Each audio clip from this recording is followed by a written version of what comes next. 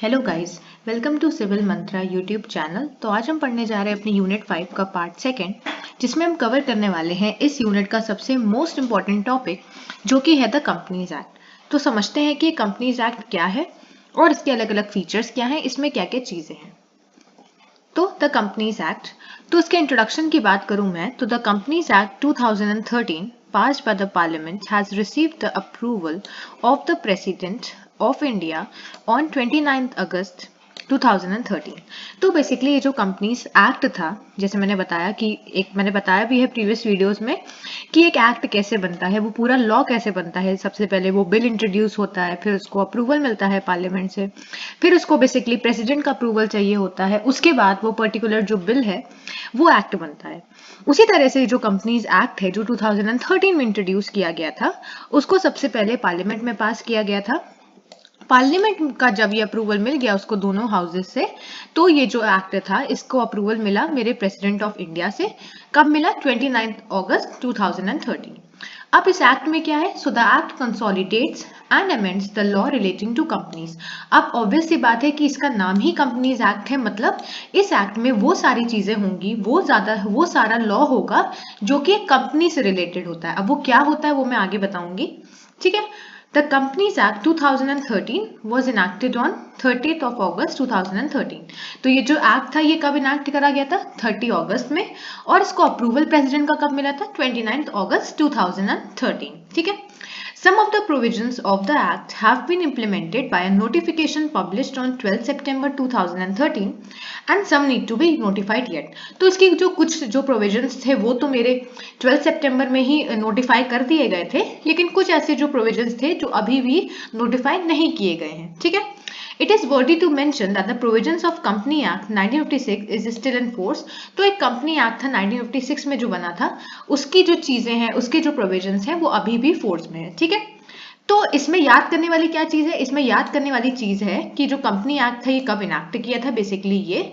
और एक ओवरव्यू समझ लो कि कंपनी एक्ट कैसा एक्ट है। कंपनी एक्ट एक ऐसा एक्ट है जिसमें सारे लॉज, सारे प्रोविजंस किससे रिलेटेड है? मेरे एक कंपनी से रिलेटेड, ठीक है। तभी इसका नाम कंपनी एक्ट है।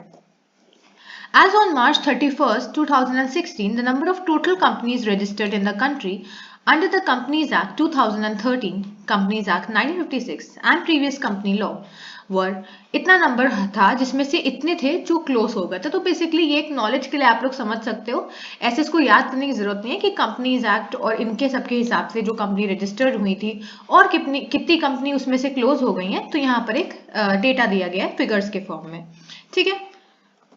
अब आता है ये मोस्ट इंपॉर्टेंट पॉइंट है जो पेपर में आता भी है कि कंपनीज एक्ट के की फीचर्स क्या है, क्या क्या चीजें हैं जो कंपनी एक्ट में प्रेजेंट हैं, ठीक है। तो उसको समझते हैं कि इसके की फीचर्स क्या हैं। सबसे पहला मेरा फीचर है कि the concept of dormant companies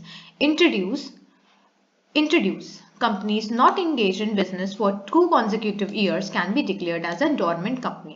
तो बेसिकली यहाँ पर क्या बताया गया है कि इस एक्ट के जो पहला फीचर था वो फीचर था कि इस एक्ट ने एक नया कॉन्सेप्ट इंट्रोड्यूस किया।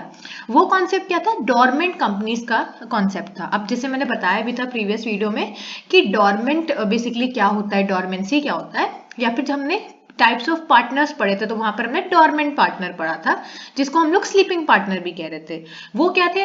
वो थे कि उनका जो इन्वॉल्वमेंट है वो डे टू डे एक्टिविटीज में नहीं होगा। हो सकता है कि उनका जो भी इन्वॉल्वमेंट है वो प्रॉफिट में हो, लेकिन कंट्रीब्यूशन देने की जब बारी आती है तो डे टू डे एक्टिविटीज में डोरमेंट पार्टनर अपना कंट्रीब्यूशन नहीं देता है। सिमिलरली यहाँ पर डोरमेंट कंपनीज के जो प्रोविजन था, जो भी इंट्रोडक्शन था, वो मेरे कंपनीज एक्ट में ही हुआ था। इसके हिसाब से कोई भी ऐसी कंपनी जो कोई बिजनेस चला रही है और अगर वो किसी 2 साल तक, मतलब 2 कॉन्जिक्यूटिव ईयर, मतलब ऐसे होना चाहिए कि 2011 है तो 2012, ठीक है, कॉन्जिक्यूटिव ईयर्स होने चाहिए। तो अगर उसने 2 साल से कोई बिजनेस नहीं किया है तो उस केस में उस कंपनी को डोरमेंट डिक्लेयर कर दिया जाता था, ठीक है। तो ये मेरा पहला फीचर था। दूसरा फीचर क्या था? National company law tribunal introduce. तो जैसे कि हमने प्रीवियस यूनिट में भी देखा था कि वहां पर भी हमारा साइबर एपिलेट ट्राइब्यूनल फॉर्म हो रहा था उस एक्ट के अकॉर्डिंग। उसी तरह से मेरा यहाँ पर जो इंफॉर्मेशन टेक्नोलॉजी एक्ट था, आईटी एक्ट, तो उसी तरह से जो कंपनी एक्ट था उसने ये प्रोविजन दिया कि आप एक तरह का कंपनी लॉ का ट्राइब्यूनल को फॉर्मेशन करो, उसको इंट्रोड्यूस करो, ठीक है। थर्ड मेरा की फीचर था provision of self regulation with disclosures transparency instead of government approval based resign. तो यहाँ पर क्या था कि आप बेसिकली ऐसे प्रोविजंस बनाओ जो खुद को रेगुलेट करने में हेल्प करे और उसके साथ साथ ट्रांसपेरेंसी मेंटेन रहे, रादर कि हम गवर्नमेंट के अप्रूवल पे बेसिकली रिलाई करें। ठीक है, तो ये मेरा थर्ड फीचर था। फोर्थ फीचर्स था companies are required to go for maintenance of documents in electronic form. तो जैसे हमने ई गवर्नेंस की भी बात करी थी, वही चीज यहाँ पर भी प्रमोट हो रही है कि कंपनीज जो है जो भी अपना डॉक्यूमेंट है उसको कैसे मेंटेन रखना है। पहली बात तो यही कि आपका जो भी डॉक्यूमेंट है आपको उसको इलेक्ट्रॉनिक फॉर्म में स्टोर करना है, आपको पेपर बेस्ड तरीका नहीं यूज करना है, वो टाइम टेकिंग होता है और कॉम्प्लिकेटेड भी होता है। तो फॉर ईज आप क्या कर सकते हो, अपने डॉक्यूमेंट जो है वो इलेक्ट्रॉनिक फॉर्म में स्टोर कर सकते हो और फिर आप उसको मेंटेनेंस मतलब उसको मेंटेन कर सकते हो, उसकी जो भी है जैसे भी इसको स्टोर करना है आप वो चीज देख सकते हो। ठीक है, नेक्स्ट है मेरा faster merger and acquisitions including short mergers and cross border mergers. तो यहाँ पर बेसिकली कि जल्दी जल्दी जो मर्जर की बात करी गई है और एक्विजिशंस जो थे वो चीजें यहाँ पर बताई गई हैं। अब यहाँ पर जो है ये फीचर्स इंपॉर्टेंट हो जाते हैं क्योंकि ये फीचर्स भी पेपर में आते हैं। हो सकता है कि यहाँ पर जो मैं अभी आगे बताऊंगी 4 पॉइंट जिसमें फॉर्मेशन ऑफ कंपनी क्या है उसके अंदर चीजें, हो सकता है कि वो भी चीज पेपर में आ जाए। ठीक है, नेक्स्ट मेरा फीचर है कि for companies which have net assets of 1 crore और less than official liquidators are empowered with adjudicatory powers. तो ऐसी कंपनी जिसका जो नेट एसेट है, जो एवरेज एसेट है वो 1 करोड़ या 1 करोड़ से कम है, तो उसमें जो लिक्विडेटर्स होंगे उनको कुछ एजुडिकेटरी पावर्स दी होंगी, कुछ एडमिनिस्ट्रेटिव पावर्स के साथ उनको एम्पावर कर दिया जाएगा। ठीक है, इसके साथ यहाँ पर कॉन्सेप्ट ऑफ 1 पर्सन कंपनी भी इंट्रोड्यूस किया गया, जो मैंने बताया भी था प्रीवियस वीडियो में। ठीक है, कि हम लोग क्या कर सकते हैं, एक तो पार्टनरशिप हो गया है ना, एक तो आप अकेले भी अपना बिजनेस चला सकते हो, अपनी कंपनी चला सकते हो। ठीक है, जिसको हम लोग स्टेक होल्डर्स भी वहां पर बता रहे थे। तो उस केस में क्या होगा, जिसको हम लोग सोल ट्रेडर भी बोल रहे थे। तो बेसिकली ये जो कॉन्सेप्ट था पूरा, ये मेरा कंपनी एक्ट में ही इंट्रोड्यूस हुआ था कि 1 पर्सन कंपनी भी हो सकती है। ठीक है, नेक्स्ट है मेरा concept of independent director included. तो यहाँ पर जो डायरेक्टर्स थे उनको इंडिपेंडेंसी दी गई, उनको किसी भी चीज पे डिपेंडेंट होने के लिए नहीं बोला गया। नेक्स्ट है मेरा women director for prescribe class of companies, और यहाँ पर वुमेन डायरेक्टर का भी प्रोविजन इंट्रोड्यूस किया गया कि डायरेक्टर्स की पोस्ट पे वुमेन भी हो सकती है। नेक्स्ट है मेरा compulsory provision for constitution of corporate social responsibility, जिसको हम CSR बोलते हैं, committee and formulation of CSR policy with mandatory disclosure for specified class of companies। तो बेसिकली यहाँ पर क्या था कि आपको एक CSR कमिटी को बेसिकली फॉर्म करना है, कॉन्स्टिट्यूट करना है। CSR कमिटी क्या है, कॉर्पोरेट सोशल रिस्पॉन्सिबिलिटी कमिटी है, और इसमें कैसे कैसे पॉलिसीज फॉर्मुलेट हो रही हैं, कैसे कैसे उनका डिस्क्लोजर हो रहा है, वो सारी चीजें आपको यहाँ पर देखनी है। और ये जो प्रोविजन था ये कंपल्सरी प्रोविजन था। ठीक है, नेक्स्ट है मेरा The term key managerial personnel and promoter has been defined to affix the responsibility or main functions of the company। तो अब ये प्रमोटर और ये सब क्या है, ये हम लोग अभी आगे देखेंगे जब हम लोग प्रमोशन ऑफ अ कंपनी को पढ़ेंगे। ठीक है, नेक्स्ट है मेरा duties of director to shareholders employees the community and. ठीक है, अब जो भी डायरेक्टर है, मैंने जो पीछे बताया भी, तो जो डायरेक्टर है वो अपना काम इंडिपेंडेंसी करेंगे, साथ ही साथ जो डायरेक्टर की ड्यूटी होंगी शेयर होल्डर्स की तरफ, जो एम्प्लॉयज है उसकी तरफ, जो कम्युनिटी है उसकी तरफ, वो क्या क्या उनकी रिस्पॉन्सिबिलिटीज हैं, ये सारी चीजें यहाँ पर डिफाइन की गई थी। ठीक है, नेक्स्ट है मेरा listed companies are required to have 1 director representing small share holder. जो भी लिस्टेड कंपनीज होंगी जिन्होंने अपना रजिस्ट्रेशन करवा रखा होगा, उन कंपनी के पास एक ही डायरेक्टर होना चाहिए, मतलब एक डायरेक्टर तो कम से कम होना ही चाहिए। ठीक है, नेक्स्ट है मेरा Companies Act 2013 has put a cap on the number of directorship up to 20 companies of which 10 can be public companies। तो यहाँ पर बेसिकली रिस्ट्रिक्शन लगाया गया था डायरेक्टरशिप के ऊपर। ठीक है, search and seizure of documents during investigation without an order from a magistrate. तो यहाँ पर आप डॉक्यूमेंट्स और जो भी चीजें हैं, जो भी इन्वेस्टिगेशन है कंपनी से रिलेटेड, वो भी कर सकते हो। फ्रीजिंग एसेट्स और disgorgement of illegal gains of company under investigation. तो जो भी इलीगल जो भी प्रॉफिट हो रहा है को, वहां पर भी आप इन्वेस्टिगेशन कर सकते हो, और उस केस में जो भी एसेट्स हैं उस पर आप फ्रीज लगा सकते हो, उस पर आप रोक लगा सकते हो। ठीक है, तो ये सारे मेरे प्रोविजंस थे कंपनी एक्ट के। सारे याद करने की जरूरत नहीं है, जो भी इजी लगे उसमें से आप लोग चूज करके अपने याद कर सकते हो, ठीक है, लेकिन मैंने सारे समझा दिए। अब यहां पर आता है कि फॉर्मेशन ऑफ अ कंपनी, कि कंपनी एक्ट। अब जैसे मैंने आप लोग को सिलेबस में बताया था कि एक हमारा topic formation of a company है, कि आपको कंपनी शुरू करनी है तो उस केस में आपको क्या क्या चीजें ध्यान रखनी चाहिए। साथ ही साथ इस जो कंपनी एक्ट का लास्ट टॉपिक है वो है winding up of a company. तो उस केस में आप अपनी कंपनी को कैसे आप बंद करोगे, कैसे उसको पूरा खत्म करोगे, वो चीज वहां समझाई गई है। तो यहाँ पर हम समझते हैं कि फॉर्मेशन ऑफ अ कंपनी क्या है, कंपनी को बनाना कैसे है और कहाँ से शुरुआत करनी है, ठीक है। तो सबसे पहला है मेरा promotion of a company. Promotion of a company मतलब, प्रमोशन ऑफ अ कंपनी का मतलब है कि कंपनी जो भी काम कर रही है उसका प्रमोशन करना। क्योंकि अगर आपने कंपनी सेटअप करी है और लोगों को उसके बारे में पता ही नहीं होगा तो आपकी कंपनी को प्रॉफिट कहाँ से आएगा, आपका बेसिकली पब्लिसिटी कैसे होगी। तो फर्स्ट स्टेप तो यही होता है कि कंपनी को खोलो तो उसका प्रमोशन करो। इसका एग्जाम्पल भी मैं आगे दूंगी। नेक्स्ट है मेरा रजिस्ट्रेशन ऑफ अ कंपनी। तो ये तो हम लोग पढ़ते आ रहे हैं कि हमें अपनी कंपनी का रजिस्ट्रेशन करवाना जरूरी है। नेक्स्ट है मेरा सर्टिफिकेट ऑफ इनकॉर्पोरेशन, और फिर है कमेंसमेंट ऑफ द बिजनेस, कि आप ये तीनों स्टेप आपने कर लिए, उसके बाद अपना बिजनेस आप शुरू कर सकते हो, ठीक है। तो देखते हैं एक एक करके। आगे वीडियो से बढ़ने से पहले मैं आप लोग को ये बताना चाहती हूँ कि आप हमारे चैनल को सब्सक्राइब करें ताकि आपको ऐसी और भी वीडियोस मिले हमारे। अगर आप चैनल को अच्छा लग रहा है, अगर आपको ये पर्टिकुलर चैनल हेल्प कर रहा है आपकी जर्नी में, आपके बीटेक में, तो प्लीज़ आप हमारे चैनल को सब्सक्राइब करें, लाइक करें और वीडियो को शेयर करें अपने दोस्तों के साथ ताकि उनको भी हेल्प मिले। अगर आप हमारे चैनल को और ग्रो करवाएंगे, हमारी वीडियोज़ को लाइक करेंगे, तो ये मुझे मोटिवेशन की तरह हेल्प करेगा और मैं ऐसे ही वीडियोस और लाऊंगी ताकि आप लोग का जो पेपर है बीटेक का वो इजीली हो पाए, आप उसको अच्छे नंबर से स्कोर कर पाए। तो हमारे चैनल को ज़रूर सब्सक्राइब करें, ठीक है। इसके साथ साथ एक और चीज़, हमारे सिविल मंत्रा के चैनल पे एक नया ज्वाइन बटन भी इंक्लूड हुआ है जिसके बहुत सारे फीचर्स हैं, बहुत सारी आपको एडवांटेज मिलेंगी। तो हमारे चैनल में जब आप जाओगे, कोई भी वीडियो खोलोगे तो आपको चैनल के नाम के साइड में एक ज्वाइन बटन दिखेगा, तो उस ज्वाइन बटन को आपको क्लिक करना है। अगर आप हमारे चैनल को ज्वाइन करते हो तो उससे आपको बहुत सारी चीज़ों की एडवांटेज मिलेगी, जैसे कि आपको कंसेप्चुअल वीडियोस मिलेंगे डिटेल में, जो कि आपके सेमेस्टर पॉइंट ऑफ व्यू से बहुत इंपॉर्टेंट होंगे।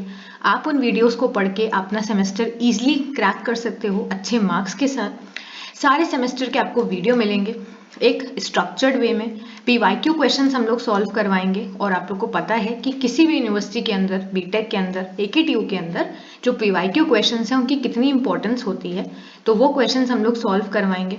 इसके साथ साथ आपको प्रीमियम वीडियोस, जो वीडियोस यहाँ पर प्राइवेट हैं, उसका एक्सेस मिलेगा, और आपका वीकली इंटरेक्शन होगा हमारे एक्सपर्ट्स के साथ लाइव वीडियो में, और आपको हमारे टेलीग्राम चैनल की एक्सेस और व्हाट्सएप ग्रुप की भी एक्सेस मिलेगी, जहां पर आप जब चाहो अपने डाउट्स पूछ सकते हो, ठीक है। तो ये हमारे ज्वाइन का ऑप्शन था, आप चाहो तो आप इसको ज्वाइन कर सकते हो, आपको उसमें बहुत सारी एडवांटेज मिलेगी, ठीक।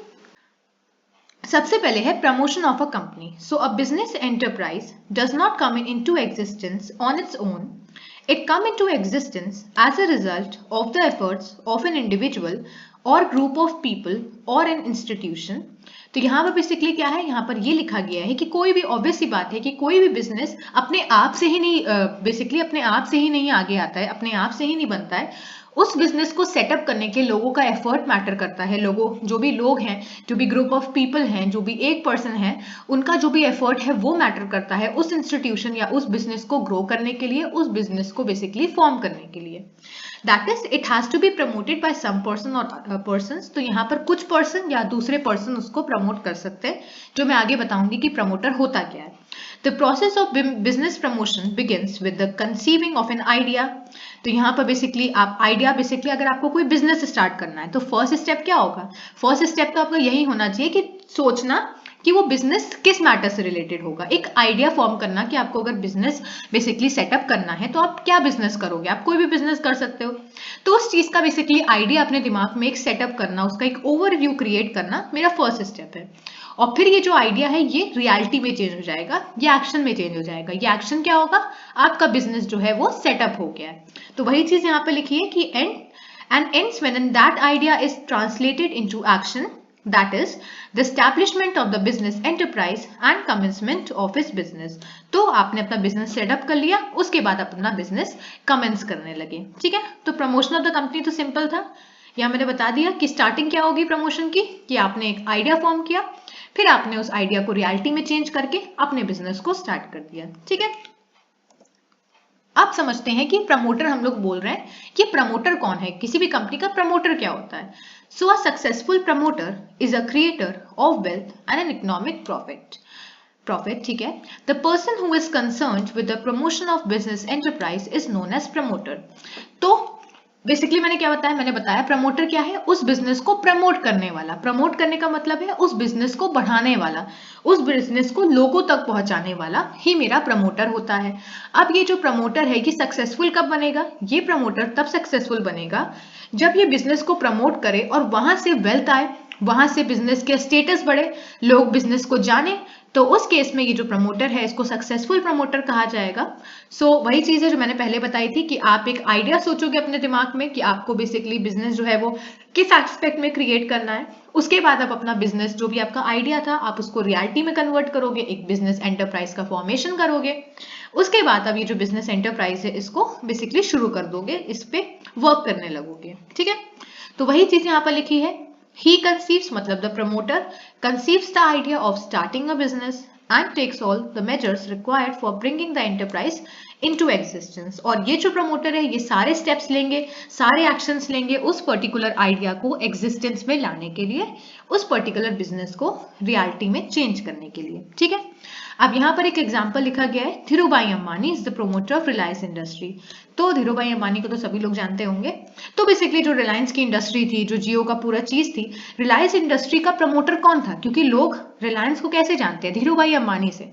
ठीक है, और उन्होंने ही इस कंपनी को प्रमोट करते करते आज जो है जो रिलायंस इंडस्ट्री है वो इतनी ज्यादा आगे बढ़ चुकी है सिर्फ धीरूभाई अंबानी की वजह से, क्योंकि जो प्रमोटर का काम था उस कंपनी का, रिलायंस इंडस्ट्री का, वो धीरूभाई अंबानी कर रहे थे, इसीलिए वो प्रमोटर ऑफ रिलायंस इंडस्ट्रीज कहेंगे। ठीक है, अब इसमें लिखा है the promoters find out the ways to collect money, investigate business ideas, arranges for finance, assembles resources and establishing a going concern. तो बेसिकली प्रमोटर का काम है उस बिजनेस को प्रमोट करना, कैसे उस बिजनेस में आइडिया कर सकते हैं, बिजनेस से रिलेटेड जो भी आइडियाज होंगे कि हमें ये स्टेप करना चाहिए अपने बिजनेस को ग्रो करवाने के लिए, लोगों तक पहुंचाने के लिए हम ये स्टेप कर सकते हैं, वो सारी चीजें एक प्रमोटर का काम होता है। ठीक है, The company law has not given any legal status to promoters. He stands in a fiduciary manner. तो बेसिकली कंपनी में कोई लीगल स्टेटस कंपनी के अंदर प्रमोटर को नहीं दिया गया है, उसका काम है सिर्फ आइडिया को सोचना और उसको एग्जिस्टेंस में क्रिएट करना। ठीक है, अब आता है टाइप्स ऑफ प्रमोटर्स। तो अब कौन कौन से प्रमोटर्स होते हैं, अब ये बहुत तरीके के प्रमोटर्स हो सकते हैं डिपेंडिंग अपॉन आप कौन सा बिजनेस एंटरप्राइज का फॉर्मेशन करने वाले हो, कौन सा आपका बिजनेस एंटरप्राइज बेसिकली स्टैब्लिश हो रहा है। जैसे कि प्रोफेशनल प्रमोटर्स हो सकते हैं, ओकेजनल प्रमोटर्स हो सकते हैं पर्टिकुलर ओकेजन में। नेक्स्ट है मेरा प्रमोटर कंपनीज भी हो सकती हैं जिनका काम होता है लोगों की बिजनेस को प्रमोट करना। तो अगर आपकी जो कंपनी है उसके अंदर प्रमोटर नहीं है तो उस केस में आप इन कंपनीज के पास जाके वहां पर लोगों को अपॉइंट करके आप अपने बिजनेस को प्रमोट करवा सकते हो। नेक्स्ट है मेरा फाइनेंशियल प्रमोटर्स, फिर है एंटरप्रेन्योर्स, लॉयर्स एंड इंजीनियर्स। तो ये सभी लोग मेरे प्रमोटर्स की तरह हो सकते हैं। ठीक है, अब मेरा सेकंड आता है, जो पहला हो गया हमारा promotion of a company, second है मेरा registration of a company. So registration का मतलब क्या है कि कंपनी को कंपनी लॉ के अकॉर्डिंग कहीं पर रजिस्टर करवाना कि हाँ हमारी ये कंपनी है जो एग्जिस्ट करती है। ठीक है, तो it is the registration that bring a company into existence. अब ऐसा नहीं है कि आपने एक कंपनी खोली, आपने एक बिजनेस एंटरप्राइज खोला और लोगों को पता चल जाएगा कि वो एग्जिस्ट कर रही है। ठीक है, मतलब एग्जिस्ट का मतलब है कि आप पेपर वर्क, मतलब पेपर में ऑन पेपर अगर आप ये एग्जिस्ट करना चाह रहे हो, अगर आप चाह रहे हो कि आपकी कंपनी ऑन पेपर भी एग्जिस्ट करे तो उस केस में आपको उस कंपनी का रजिस्ट्रेशन करवाना पड़ता है। ठीक है, और ये जो रजिस्ट्रेशन है ये कंपनी एक्ट के अकॉर्डिंग जो भी प्रोविजंस दिए हैं उसके अकॉर्डिंग होता है। So a company is properly formed only when it is duly registered under the Companies Act। और अब खोलने को तो आप कोई भी बिजनेस खोल सकते हो, कोई भी कंपनी खोल सकते हो, लेकिन उस कंपनी का जो प्रॉपर फॉर्मेशन होगा वो तभी होता है जब आपने प्रॉपर तरीके से रजिस्ट्रेशन करवाया हो और वो रजिस्ट्रेशन कंपनी एक्ट के प्रोविजन के अकॉर्डिंग होना चाहिए। ठीक है, तो देखते हैं कि भाई रजिस्ट्रेशन का पूरा प्रोसीजर कैसे होता है और अगर किसी पर्सन को अपनी कंपनी को रजिस्टर करवाना है तो उस केस में उसको क्या क्या स्टेप लेने पड़ेंगे, ठीक है। So in order to get the company registered, the important documents required to be filled with the registrar of the companies are as follows. तो कुछ डॉक्यूमेंट्स आपको फिल करने पड़ेंगे अपनी कंपनी को बेसिकली रजिस्टर करवाने के लिए, जिसमें सबसे पहले आता है memorandum of association, the most important topic of this unit. सबसे ज्यादा मेमोरेंडम ऑफ एसोसिएशन और आर्टिकल ऑफ एसोसिएशन, ये दो लॉन्ग आंसर बनते हैं। कंपनीज एक्ट तो आता ही आता है, इसके साथ साथ हो सकता है कि ये दोनों टॉपिक्स भी आ सकते हैं। तो अब मैंने यहाँ पर एक एक दो लाइन समझाई हैं। ये जो टॉपिक है ये लॉन्ग आंसर में आता है, तो मैं इसको नेक्स्ट वीडियो में और डिटेल में समझाऊंगी ताकि आप लोग इसमें सही से आंसर फॉर्म कर सको, ठीक है। लेकिन अभी के लिए इसको समझते हैं। सो मेमोरेंडम ऑफ एसोसिएशन, अब ये क्या होता है वो हम लोग वहां समझेंगे, लेकिन इसको साइन करने के लिए क्या क्या जरूरी है वो देखते हैं। So it is to be signed by a minimum of 7 persons for a public company and by 2 in case of a private company. It must be properly stamped, ठीक है। तो इसका क्या मतलब है? इसका मतलब है कि जो भी मेरा मेमोरेंडम ऑफ एसोसिएशन है वो एक डॉक्यूमेंट समझ लो, ठीक है। वो उस डॉक्यूमेंट को दो तरह की कंपनी होती है, एक होती है पब्लिक कंपनी, एक होती है प्राइवेट कंपनी। क्या होती है वो मैं आगे बताऊंगी। पब्लिक कंपनी ऐसे तुमने सुना होगा कि पब्लिक कंपनी होती है जो पब्लिकली अवेलेबल होती है। उसी तरह से जो प्राइवेट कंपनी होती है उनके नाम के आगे ध्यान से देखना लिखा होता है प्राइवेट लिमिटेड, क्योंकि वो प्राइवेट कंपनी होती है। तो जैसे अगर हम इसकी बात करें, अगर हम इसमें देखें मेमोरेंडम ऑफ एसोसिएशन में, तो ये एक डॉक्यूमेंट है जो कि कम से कम 7 लोगों को साइन करना है अगर वो पब्लिक कंपनी को रजिस्टर करवाना चाह रहे हैं, और अगर वो प्राइवेट कंपनी को रजिस्टर करवा रहे हैं तो उस केस में 2 लोगों को इस डॉक्यूमेंट को साइन करना पड़ेगा और इसमें प्रॉपर तरीके से स्टैंप वगैरह लगेगा ताकि यहाँ पर ये डॉक्यूमेंट कंप्लीट हो सके, ठीक है। नेक्स्ट है मेरा articles of association. So this document अब यहाँ पर भी सेम ही है कि मेमोरेंडम ऑफ एसोसिएशन में जैसे 7 लोग थे तो 7 लोगों को पब्लिक कंपनी में साइन करना पड़ेगा और 2 लोगों को प्राइवेट में। तो सेम यहाँ पर भी है कि this document is signed by all those person who have signed the memorandum of association, ठीक है। अब हो सकता है वहां पर कम से कम 7 लोगों ने करा हो, वहां पर कम से कम 2 लोगों ने, तो जितने भी लोग वहां पर साइन करेंगे उतने ही लोग यहाँ पर भी उनको साइन करना पड़ेगा इस डॉक्यूमेंट में, ठीक है। नेक्स्ट है मेरा लिस्ट ऑफ डायरेक्टर्स। तो हम लोग डायरेक्टर का टॉपिक जब पढ़ेंगे तब आप लोग को और चीजें समझ में आएगा। So a list of directors with their names, address and occupation is to be prepared and filed with the registrar of the company. तो बेसिकली यहाँ पर क्या है कि आपने जितने भी मेंबर्स थे उन्होंने ये दोनों डॉक्यूमेंट साइन करने के बाद एक लिस्ट उन लोग को तैयार करनी पड़ेगी जिसमें जो डायरेक्टर्स होंगे कंपनी के उनका नाम लिखा जाएगा, उनका एड्रेस लिखा जाएगा, उनकी क्या ऑक्यूपेशन है वो लिखी जाएगी, और ये पूरी लिस्ट बनाने के बाद इस लिस्ट को आपको रजिस्ट्रार जो होगा कंपनी का उससे फिल करवाना पड़ेगा, ठीक है। तो ये मेरा तीसरा स्टेप होता है रजिस्ट्रेशन का।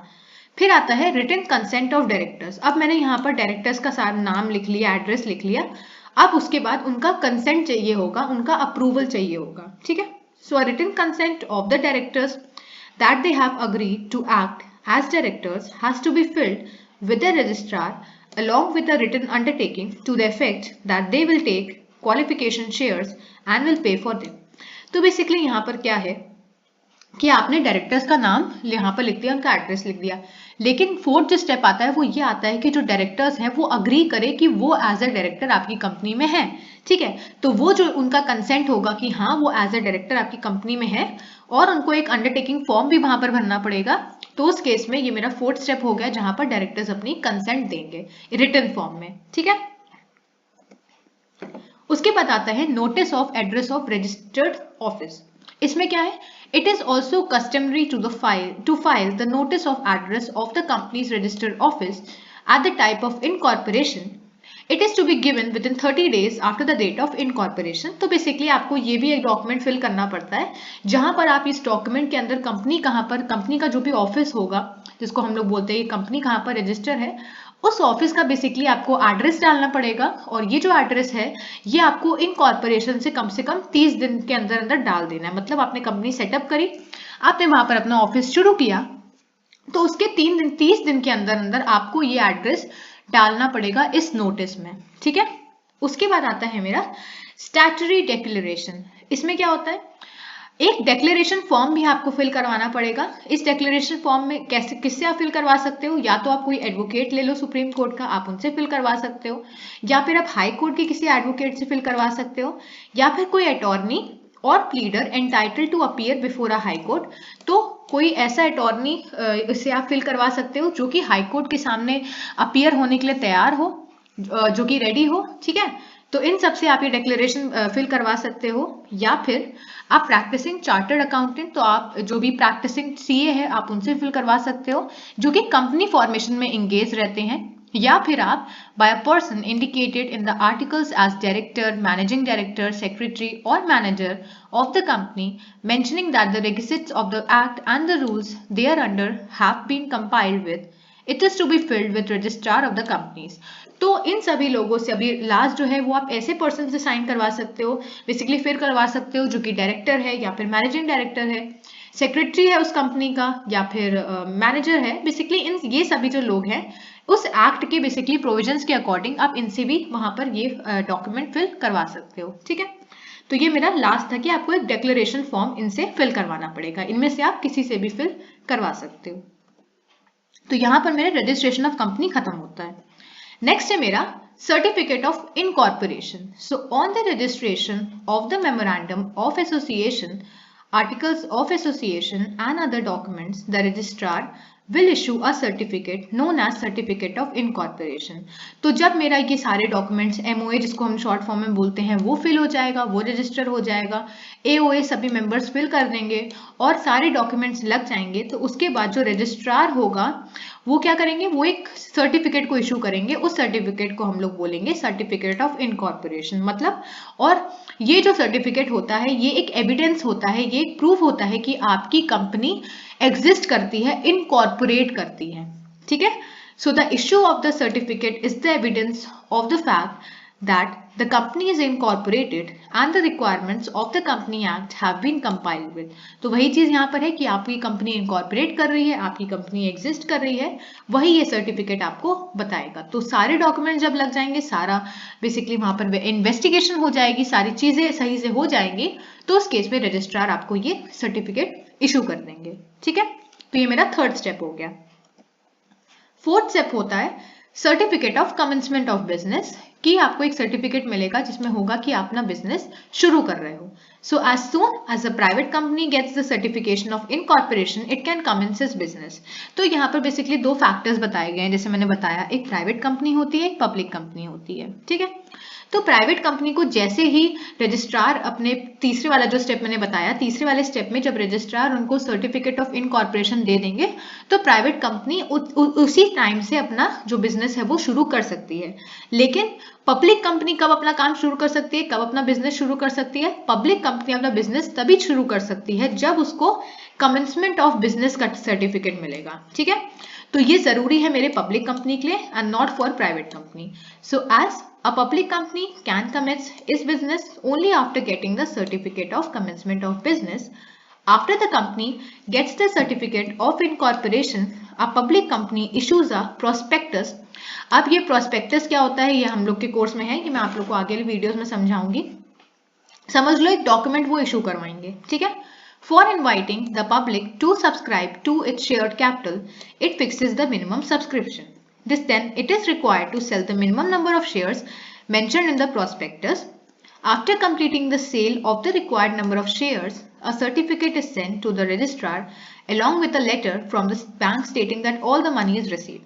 तो बेसिकली अगर हम पब्लिक कंपनी की बात करें तो अगर हम प्राइवेट कंपनी की बात करें तो इन लोगों को certificate of commencement of business नहीं चाहिए होता है, लेकिन अगर हम पब्लिक कंपनी की बात करें तो इनको चाहिए होता है। और ये जो बेसिकली इसका प्रोसीजर क्या होता है कि जैसे ही मेरे पब्लिक कंपनी को सर्टिफिकेट ऑफ इनकॉर्पोरेशन मिल जाता है रजिस्ट्रार के थ्रू, तो वो क्या करते हैं, वो एक प्रोस्पेक्टस इशू करते हैं, ठीक है। प्रोस्पेक्टस मैं आगे बताऊंगी। प्रोस्पेक्टस इशू करते हैं और पब्लिक को इनवाइट करते हैं। अब क्योंकि पब्लिक कंपनी है, मतलब ऐसी कंपनी जो लोग चला रहे हैं, तब ये पब्लिक को इनवाइट करेंगे और क्या करेंगे कि वो लोगों को कहेंगे कि हमारी कंपनी में जो कैपिटल है, जो भी शेयर्स हैं, आप उनको खरीदो, है ना, आप उसको खरीदो और ये एक मिनिमम सब्सक्रिप्शन रख देंगे कि आपको इतने तो शेयर खरीदने ही पड़ेंगे, ठीक है। और जब ये जो शेयर्स हैं ये सब बिक जाएंगे, लोग इसको खरीद लेंगे, तब क्या होगा, जो सर्टिफिकेट है वो रजिस्ट्रार बेसिकली भेज देंगे और उसमें लिखा होगा कि कितना कितना मनी उनको रिसीव हुआ है। जो भी पब्लिक थे उन्होंने जब ये कैपिटल, जब ये शेयर खरीद लिए, तो उसके बाद उनको जब ये मनी रिसीव हो जाएगा तब वो ये सर्टिफिकेट इशू कर देंगे रजिस्ट्रार उस पर्टिकुलर पब्लिक कंपनी को। ठीक है, तो ये होता है मेरा certificate of commencement of business. The registrar then scrutinizes the document, और जो रजिस्ट्रार होंगे वो सारे डॉक्यूमेंट्स को वेरीफाई करेंगे, सारे डॉक्यूमेंट को चेक करेंगे। और पहले उन्होंने क्या किया, पहले उन्होंने जो भी बेसिकली जो भी अमाउंट आया था, जो भी पैसा आया था, उन्होंने पूरे इसको वेरीफाई किया, जो भी डॉक्यूमेंट्स थे वो सारी चीजें वेरीफाई करी। अगर वो सेटिस्फाइड हो जाते हैं उस केस में कि हाँ ये जो सारे डॉक्यूमेंट्स हैं ये सही हैं, ये लीगल डॉक्यूमेंट्स हैं, उनमें सारी चीजें सही हैं, तो वो उस केस में क्या करेंगे, उस सर्टिफिकेट को इशू कर देंगे, जिसको हम लोग बोल रहे हैं certificate of commencement of business. And this is the conclusive evidence for the commencement of business. और ये एक एविडेंस होगा कि हाँ जो बिजनेस है वो शुरू हो गया है। ठीक है, तो पब्लिक कंपनी का थोड़ा सा कंफ्यूजिंग हो सकता है आप लोग के लिए। इतना समझो कि क्या होगा, सबसे पहले कि जो कंपनी है वो जैसे ही उनको सर्टिफिकेट ऑफ इनकॉर्पोरेशन मिल जाएगा, वो एक प्रोस्पेक्टस बेसिकली इशू करवाएंगी और वहां से वो पब्लिक को इनवाइट करेंगी, पब्लिक को बुलाएंगी कि आप लोग आओ और हमारा जो कैपिटल है उसको सब्सक्राइब करो, उसको लो। ठीक है, और वो वहां पर मिनिमम सब्सक्रिप्शन सेट कर देंगी। उसके बाद क्या होगा कि लोगों को उतना ही सब्सक्रिप्शन, उतने नंबर ऑफ शेयर्स लेने पड़ेंगे जो कि प्रोस्पेक्टस जो इशू करा गया है, जिसमें जो चीजें मेंशन है उस हिसाब से। ठीक है, और जब ये जो सेल है मेरी, जो रिक्वायर्ड नंबर ऑफ शेयर्स होंगे, इसकी सेल खत्म हो जाएगी, तो एक सर्टिफिकेट रजिस्ट्रार को भेजा जाएगा। किसके साथ, एक सर्टिफिकेट रजिस्ट्रार को कंपनी भेजेगी। ठीक है, तो वो सर्टिफिकेट रजिस्ट्रार को भेजेंगे, उसके साथ साथ एक लेटर लगाएंगे जिसमें एक बैंक का स्टेटमेंट होगा। उस बैंक के स्टेटमेंट में जो भी मनी इन पब्लिक से रिसीव हुआ है उसकी एक बैंक स्टेटमेंट लगी होगी, साथ ही साथ एक सर्टिफिकेट लगा होगा और कुछ डॉक्यूमेंट्स लगे होंगे, सपोर्टिंग डॉक्यूमेंट्स। उसके बाद जो मेरे रजिस्ट्रार है वो इन डॉक्यूमेंट्स को चेक करेंगे, इनको वेरीफाई करेंगे। अगर उनको कहीं पर प्रॉब्लम होती है तो वो कंपनी को बताएंगे। अगर वो सेटिस्फाइड हो जाते हैं तो उस केस में वो ही सर्टिफिकेट इशू कर देंगे उस पर्टिकुलर पब्लिक कंपनी को, जिस सर्टिफिकेट को हम लोग कह रहे हैं certificate of commencement of business, और उसी टाइम से वो बिजनेस शुरू हो जाएगा। ठीक है, तो प्राइवेट कंपनी का आसान था, पब्लिक कंपनी का मैंने और डिटेल में समझा दिया। तो आई होप कि आप लोग को ये वीडियो समझ में आया होगा। अगर वीडियो समझ में आया है तो वीडियो को लाइक करें, शेयर करें और चैनल को सब्सक्राइब करें। Thank you.